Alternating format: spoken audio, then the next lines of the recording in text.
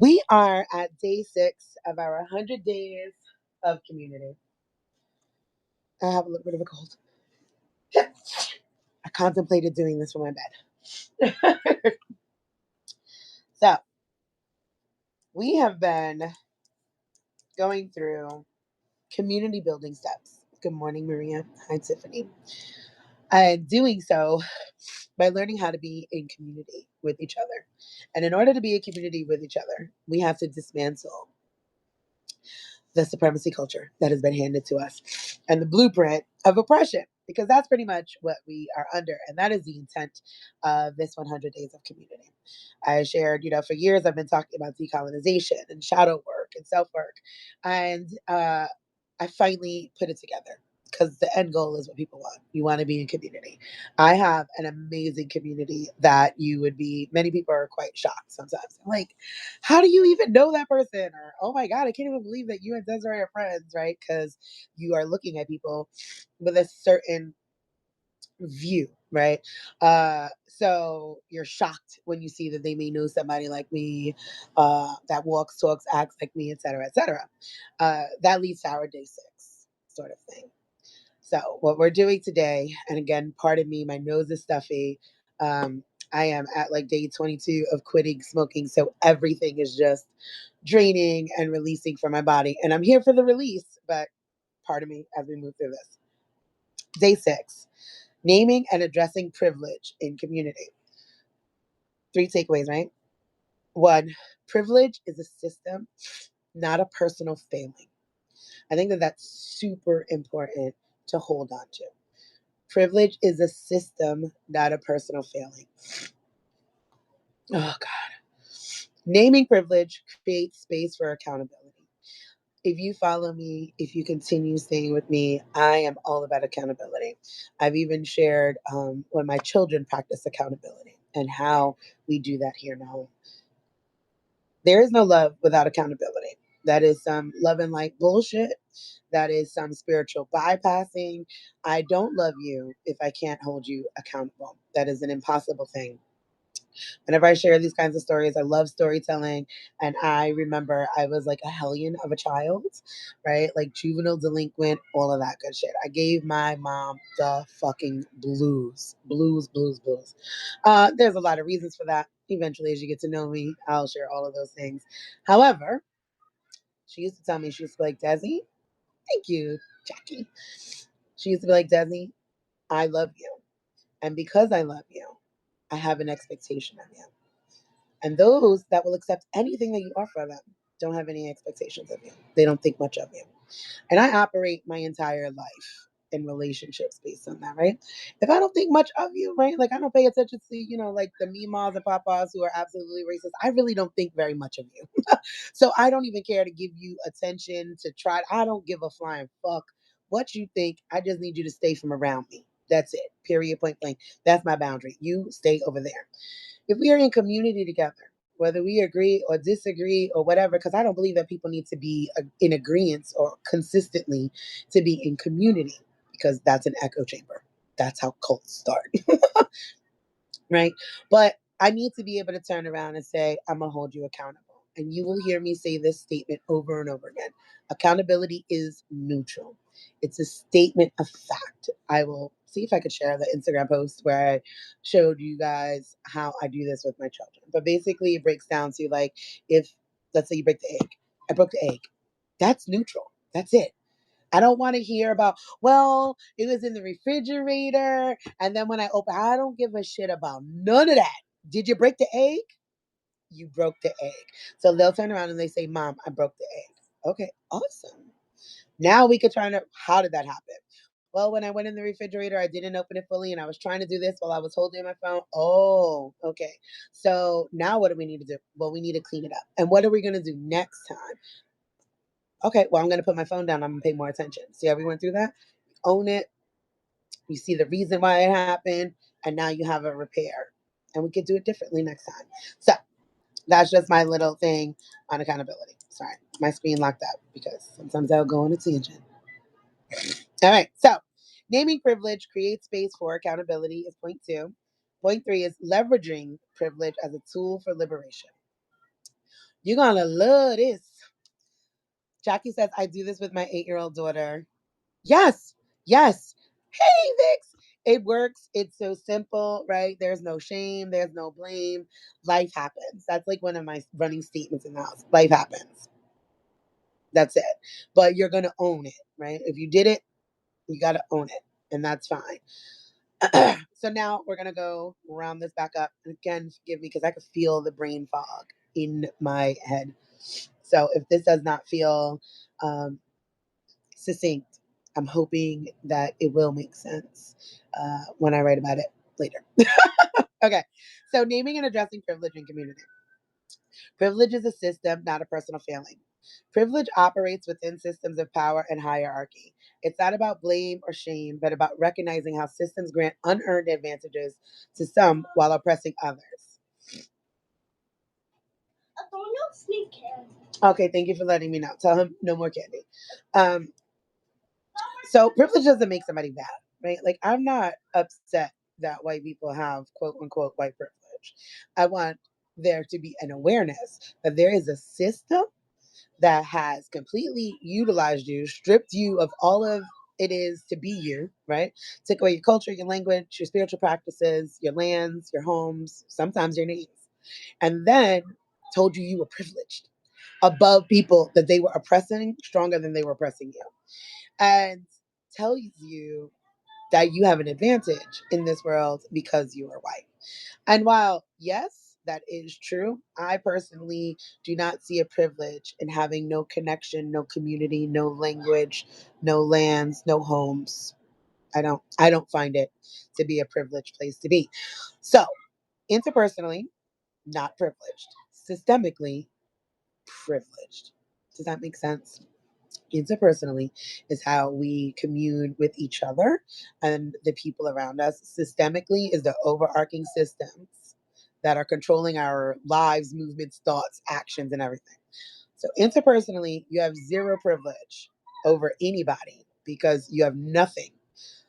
Whiteness and the creation of it is a void, an energetic void. It stripped you of every single thing that made you an individual that was a part of an amazing tribe or clan and lands and all of those things. It has displaced you. You are just as displaced as anybody else here.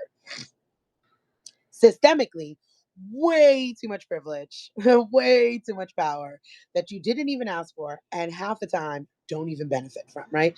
This is why it's so difficult for white people to understand white privilege, right? Because you think of like, I'm poor, I'm struggling, or, I'm barely making my rent, I'm disabled, I'm queer, I'm autistic. We know that. We know.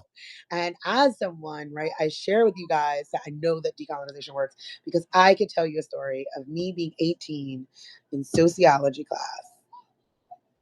Okay, we listen and we don't judge. So listen, I was 18 and I'm in sociology class, and the professor is like super duper black guy, like obviously very okay in his blackness, right? The afro, all of the good stuff. He was an amazing professor. And me and this white guy were like the only white people, and I say that intentionally, in the class. Even he was looking at me like, what the fuck did you just say? And I was like, what are you talking about? I was like, my grandparents were immigrants and they grew up, they came over here and they had their kids in the projects and da da da. I went through all of the white talking points in America because, again, there's a whole white Republican woman in America until I was about 28 years old. So I'm telling you that decolonization actually does work. But these are the things that we believe, right? So you're sitting down and it's confusing when you are white bodied and you're like, what are you talking about? There's zero privilege. And the reason why you think that is because classism, right here, right? My XY axis again. Classism impacts you guys over here the way racism impacts us along this line. So when you hear privilege, privilege sounds like money, accessibility, right? The ability to move up and down those hierarchies of whiteness. When we hear privilege right here, it's like, can I just go to the fucking store? Like that is like, can I go to the store and not be assumed that I'm robbing it? Can I go and just exist? Can I just walk around this world existing without somebody assuming the absolute worst of me? That is those systems of privilege, right? So it's not a personal failing. Nobody thinks that you're a bad person. We just want you to be accountable for it, aware of it, take action, and dismantle it, not utilize it, because that's weird. When I hear people turn around and like, well, now's the time to utilize our privilege, I'm like, boy, you guys, and usually by you guys, it's white women. And white feminism, I always say this, is the patriarchy in pink. You guys have no idea how to be in community outside of whiteness. And you have no idea how to act outside of whiteness because you've been socialized in and around white men your entire lives for generations. You only understand power as it is for him. So you want the power he has. That is not beneficial to us. We are good on that. We want nobody to have that amount of power over anyone. That is a liberation journey, right? We don't need you to use your privilege. We want you to recognize it, dismantle the powers, the systems that give you privilege over me simply existing. Hope that makes that clear. No one, Jackie, not a damn person. I don't want, and it's so weird to even want power. I don't even want power over these kids. I'm like, when are they going to do more things? Having power and control over another person and desiring that is weird behavior for me. I want you to be sovereign.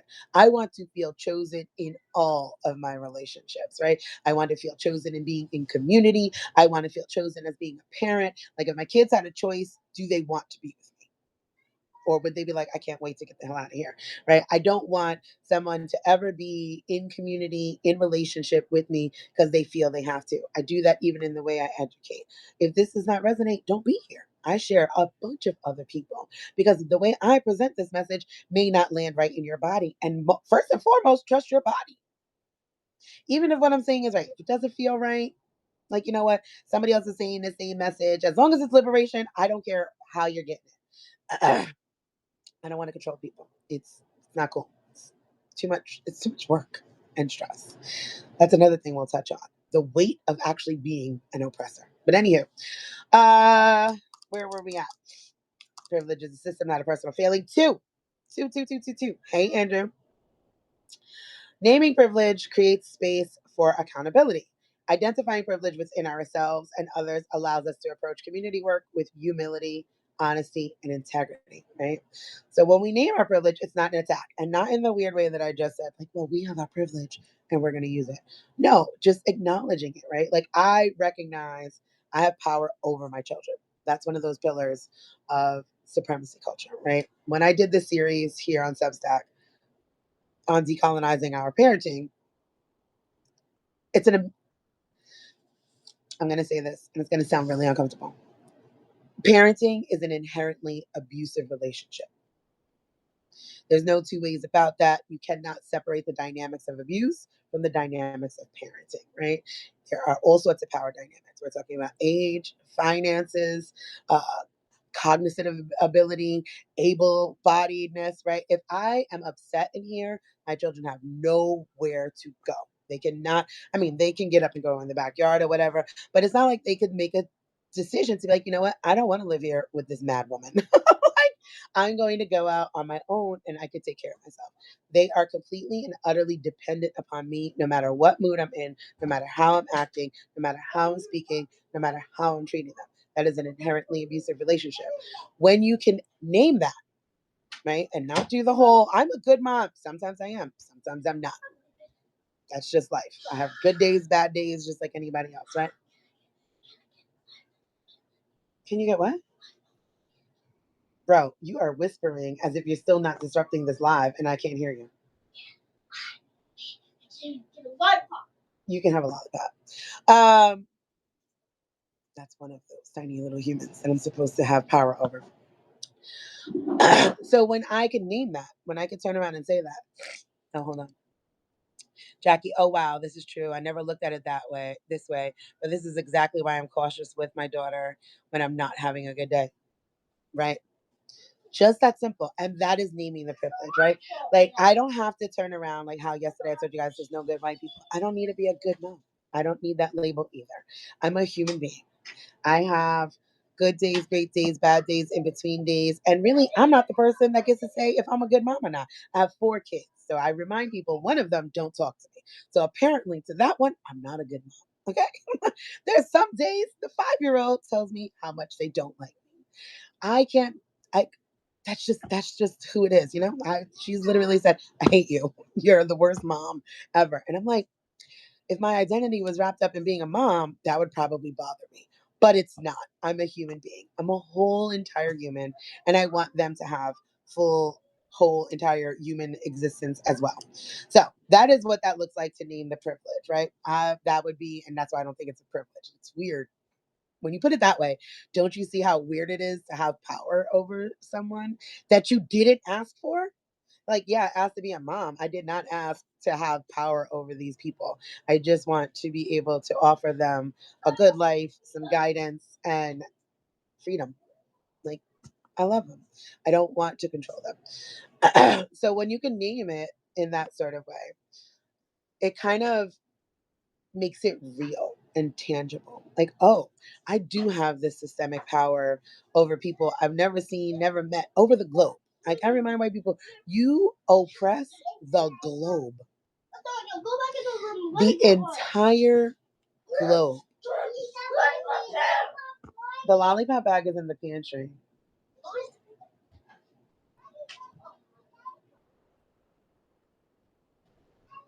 Anywho, back to our scheduled programming.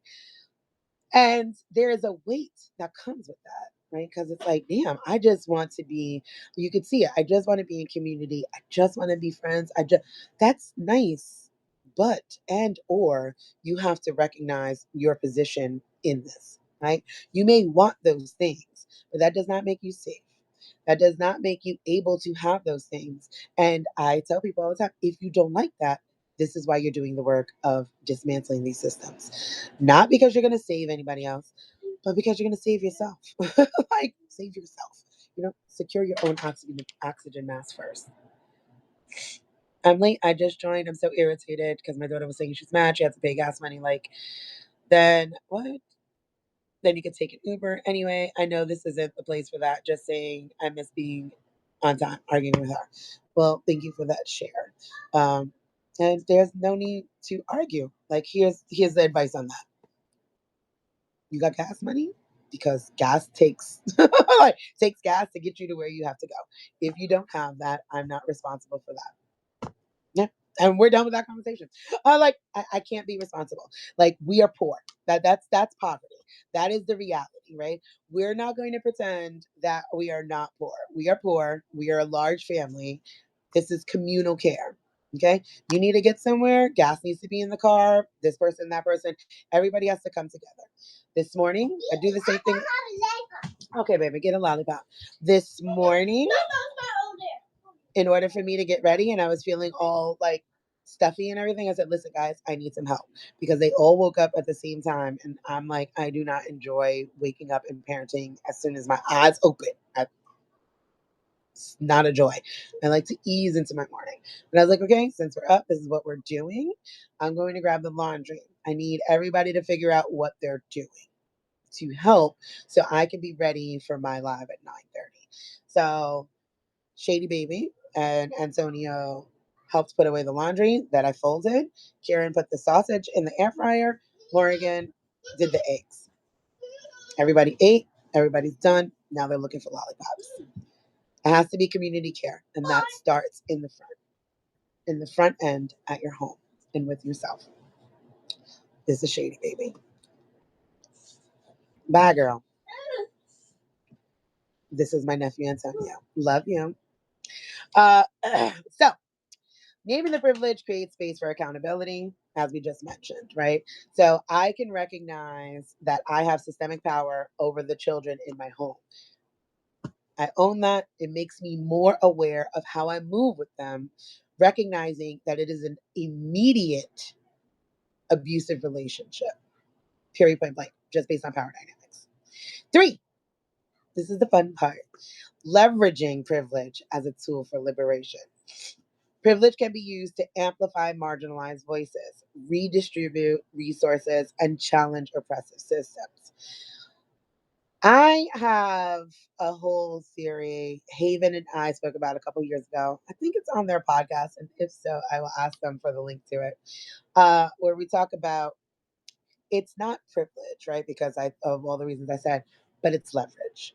What you have if you are white and not at that top of the pyramid scheme, right? If you are white and disabled, queer, fat, non-Christian, gay, trans, autistic, anywhere that does not fit the definition of what it means to be white in the upper echelons of whiteness, you have leverage. And everyone can leverage whiteness, right? You could leverage your proximity to whiteness. You could leverage the idea that people think you're closer to white. Whiteness can be leveraged because it's a tool. When you are in a white body, it could be leveraged the most, right? So I want you guys to think about it in that sort of way, like it not being a privilege. There is no privilege to have no community. There is no privilege to have no lands to call your own, which is why you see these people clinging so hard to this land. Because if you had a place to go, if you knew where you came from, if you were connected to your people, you'd be like, okay, cool, give these folks their land back.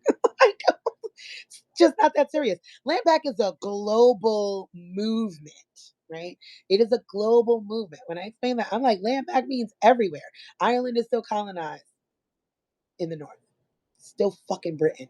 In 2025, land back is global. So, anyway, privilege is not a good word for me in the way that I do the work, though I understand why it was coined and the utilization of it. Leverage. You could leverage that privilege. What does that look like? Okay. So you turn around, you hear myself or other educators speaking, and you create a platform. Do you know how many people I talk to who are white? And like, I'm doing X, Y, and Z. I'm like, so and so's doing that. They've been doing that. Like, been doing this, right? How many organizations have been doing the work of liberation for generations? And then all of a sudden, this has impacted white people, and white people have started new organizations, whole new nonprofits. And then you actually can leverage that whiteness, right? So you have access to funds, you have access to all sorts of things that were not available to anybody else. And instead of coming alongside them, partnering with them, lifting them up, you just created your own. And that is how we bring a capitalistic mindset into liberation work, right? Where you see, I personally don't believe that white people should do anti racism work. I talk about what the heck is that chick's name? What is the white lady? Jane Elliott. A thorn in my side because what is it, 20 something years she has been doing this work, right? And it's so avant garde, it's so edgy, right? Well, how would you feel if you were black? Ma'am, can you tell them how it would feel? Like, it's weird to me that she is considered one of like the foremost leaders in anti-racism education. And all I and many other black people see is white people profiting from the pain of black people, which is not new, which is very American, which is very white supremacy, right? Because Jane has, is there not black people that have been talking? Did Jane platform or elevate other Black people, thought leaders, those coming behind her? No, she has made a complete and utter living in capitalism. Where we were the capital, she is quite literally capitalizing off of us. What? I will stand on that. I will die on that hill that white people should not be doing anti racism education because it is simply capitalizing on Black people as capital. And it is disgusting. However, you could leverage that because obviously we know how the system works. So here you have a platform, lift people up. You have some extra money, throw it around, redistribute the resources. I had a GoFundMe going because my backyard, my pipe broke, flooded my entire backyard, and my gazebo crashed down from the weight of the snow.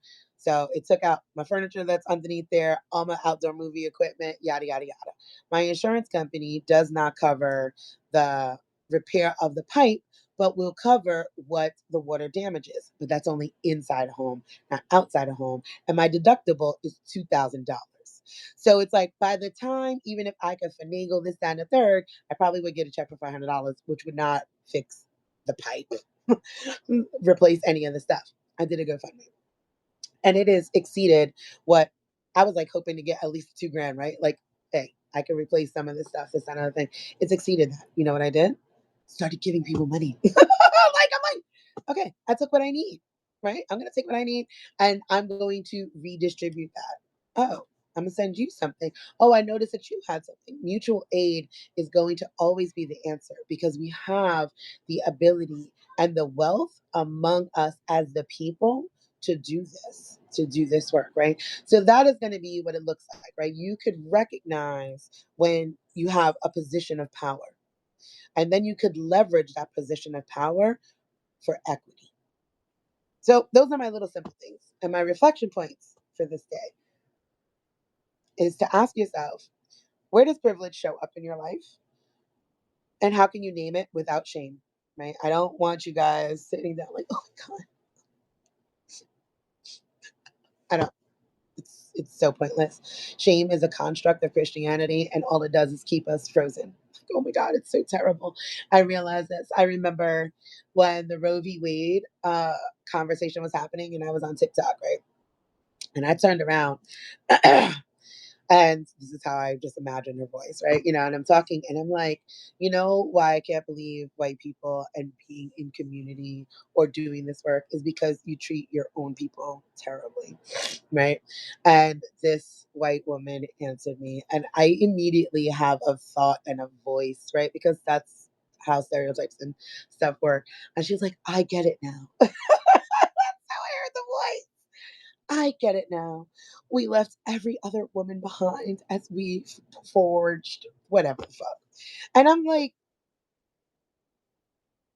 that is how blinding white privilege is. You think you left every other woman behind as if there are not poor white women, as if there are not women in South Georgia right now in rural areas without access to food, without access to doctors, to abortions, or any of that. And I'm like, and that is how those hierarchies of whiteness. You didn't fuck everybody else. You left your own behind. And I cannot trust you in community when you call people that look like you trash. Because nigga ain't too far behind. Okay? Like, I refuse. I refuse to believe you. If your activism is not from the hood to the holler, I don't want to fucking know about it. I'm just as concerned about white kids on dirt floors with their parents on meth as I am black kids in the hood and their fucking parents on dope. I don't know. It's all the same for me. It is all. Yes, Jackie, with the hard ER. It ain't far behind. If you can call your own trash, looking at me and thinking of anything else is super fucking easy. I don't trust it. I don't believe it. So when you have those things, don't sit there in shame. Don't sit there with the, oh, poor me. I'm so privileged and white. We left everybody behind. You left your own behind. And that is where your community is going to start. You need, because we're here because of that. Because when you guys ask the question, how do these poor, Republicards or whatever you guys call them, how did we get them there or whatever? It's because of that. They feel completely and utterly left out of community. You don't see them. You don't advocate. Imagine advocating for an entire other group of people and leaving behind your own poor and disenfranchised. That white don't cash in for green nowhere in America or around the world. And many of those people are generationally poor. Okay. And they want and need to believe in the dream that is America. They need to. They need to. They must believe in it. So, and they have to have somebody to blame. They have to have somebody to blame, and it's always going to be us, the Mexicans, the indigenous of Turtle Island. It's always going to be somebody else instead of them turning around and paying attention that your own people are doing that to you.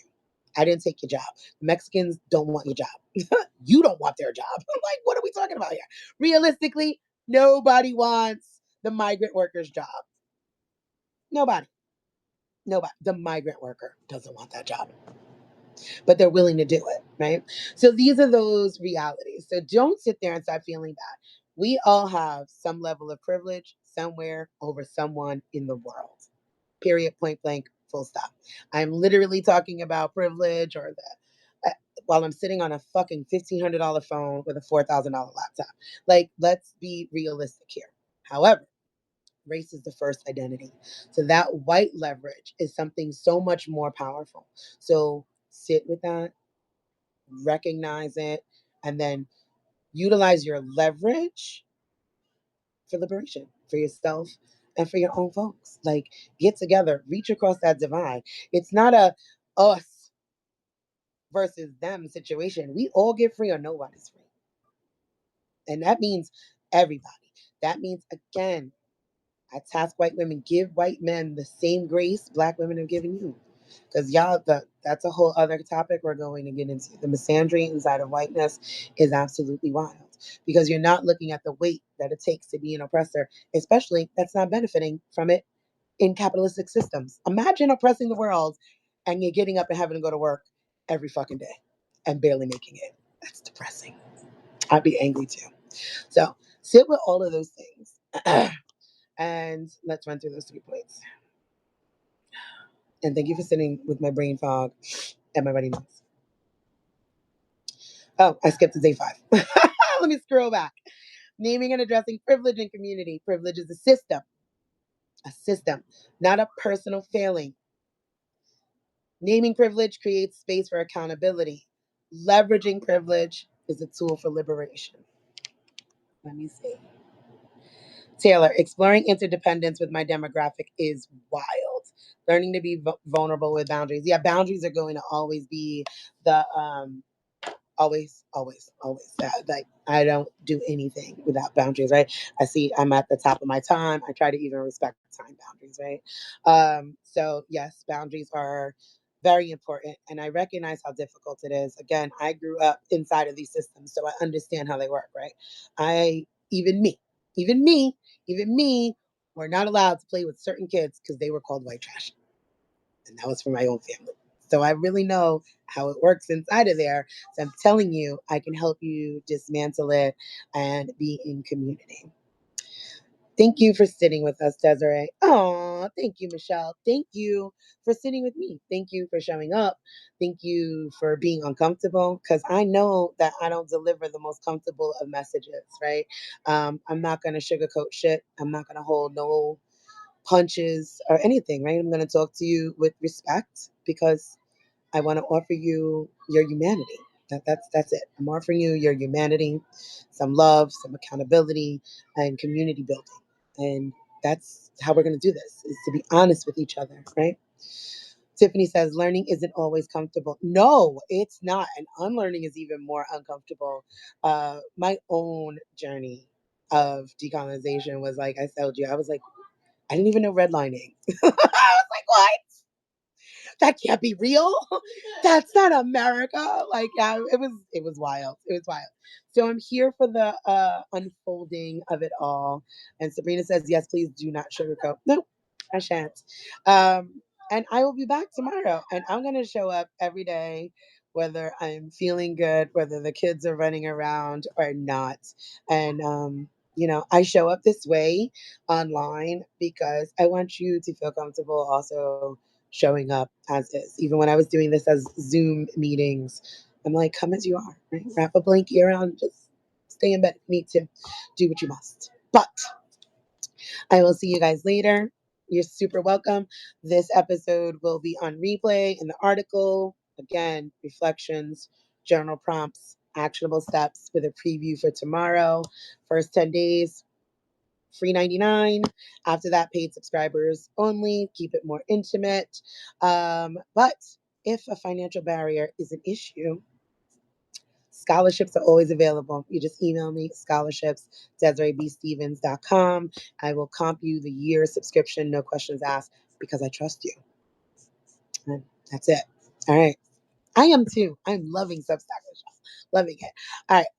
Oh, I did see a gifted subscription. Thank you, Sherry. That was so beautiful. I deeply appreciate that. Yes, you can also offer gift subscriptions, group subscriptions, right? Like this could be something, like you guys have book clubs. You could do like a liberation club.